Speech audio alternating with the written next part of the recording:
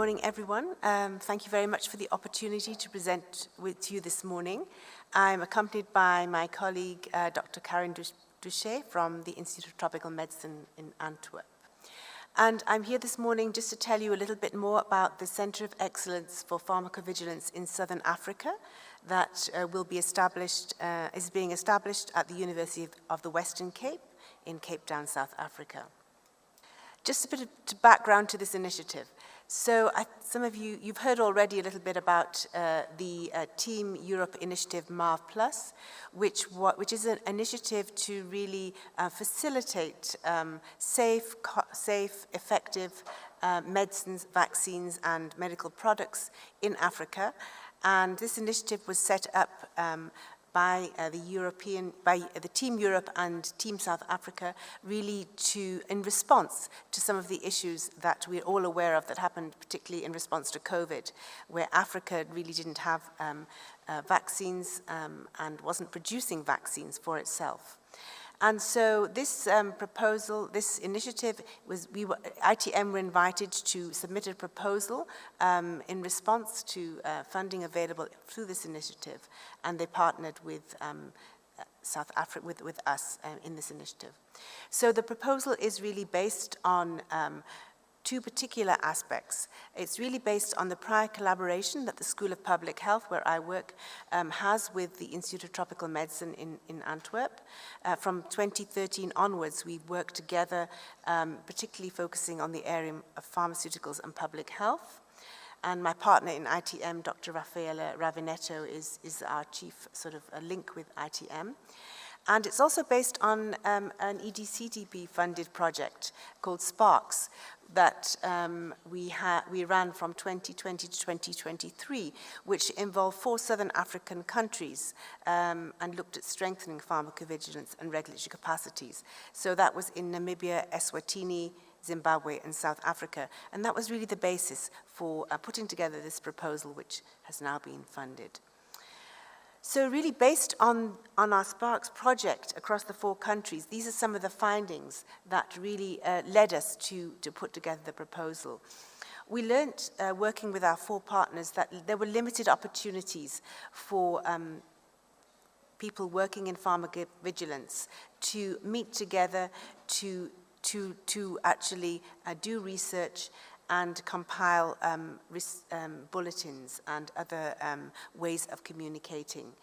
And through working together on the project, we really learned that shared learnings and collaboration was very beneficial to the 4 countries and those involved.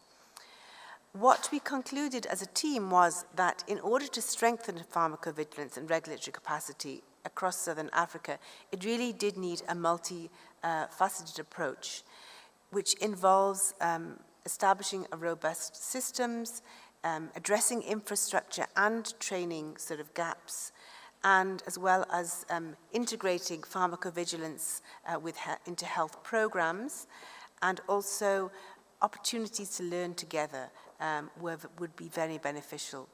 And so we realized that building on the sort of already network and community of practice within SPARKS was one way in which would be a good foundation for the Center of Excellence that we were putting together.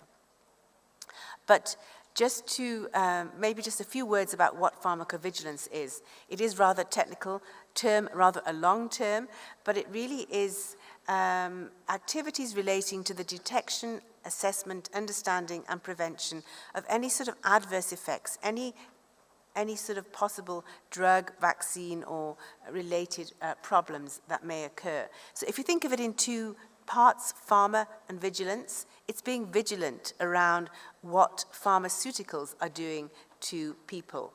And, oh, this slide hasn't come up. And really, the aim of pharmacovigilance is to ensure patient safety. So if you can just remember that when you hear the word pharmacovigilance, it's all about patient safety and being vigilant, keeping an eye on what's happening with medicines and vaccines in our settings. So now I'm just going to speak a few minutes about from SPARKS to the Center of Excellence for Pharmacovigilance in Southern Africa. Some of the rationale has already been, I've already mentioned a bit, and some have already been mentioned in other sort of areas. It's aligned with strategies of AMA and the AMRH. It's building on lessons learned from Sparks. A centre is an opportunity to work together and to benefit each other in peer learning, and it can be cost effective. And also can collaborate to harmonization across countries, which we know is important if we're going to work together as a team within Africa. It also very importantly builds on established relationships, which again I've mentioned through Sparks and ITM, but also as UWC, it builds on our existing networks through educational opportunities. At the University of the Western Cape, where I work in the School of Public Health, about half of our students who follow our Master of Public Health program and do our PhD program are from Southern African, Sub-Saharan African countries. So we have a lot of contacts, and in fact, even some of the contacts for our Sparks projects were from our former students or current students. So this really helps us, and in addition, ITM also run a face-to-face pharmaceuticals policies course in the summer, which also draws from Southern African countries. So these educational networks are really crucial in building our networks, and we will use that expertise in our capacity building projects as well going forward. We see pharmacovigilance as an important part of the whole health system and building a whole resilient health system, and we really want to see it in that context. We will, in achieving the aims of CEPSA, which is our acronym for the Centre of Excellence for Pharmacovigilance in Southern African countries, we will have four arms: training, research and information and risk communication. And I'll talk a bit more about those in the following slides. But before I do that, I just want to remind you that the centre will be based at the University of the Western Cape. It will be co-led by UWC and ITM. We'll have dedicated staff at the centre, as well as support from those of us already involved in both institutions. And we are already working closely with other PV centres in South Africa and across Southern Africa. And we expect to leverage expertise from others across Africa, as well as PV centres in Europe. We'll have three main arms. As I've said, the first one will be advanced training and capacity strengthening, and we will have short courses, in-person courses at UWC, a mobility program, and a mentoring program.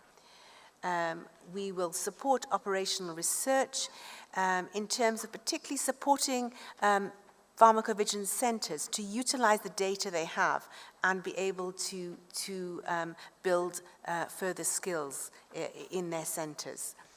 Enhancing information and communication systems, we expect to do that through more academic and formal presentations in peer-reviewed journals and at conferences, but also we will be supporting centres in their communication briefs and communicating with the public. And all of these sort of activities, these three activities, will be supporting a network of excellence, building on the community of practice that's already existing. Sorry, I see someone coming here. Our target audience are health pharmacovigilance professionals, and our beneficiaries are communities, healthcare professionals, but also the local and international manufacturers. The whole reason for having a good pharmacovigilance systems in our countries is that if we are going to introduce new vaccines, new medicines, or repurposed, we need to have good systems that are going to pick up if there are any problems or issues for them. And that is the rationale for having the centre and building this sort of capacity in this region. And we will work with others. We will work with others involved in these areas and look for synergies further from the ones we already have. I'm proud to share our new logo, which was just launched last week, and you can also connect to our website from the QR code. Thank you very much.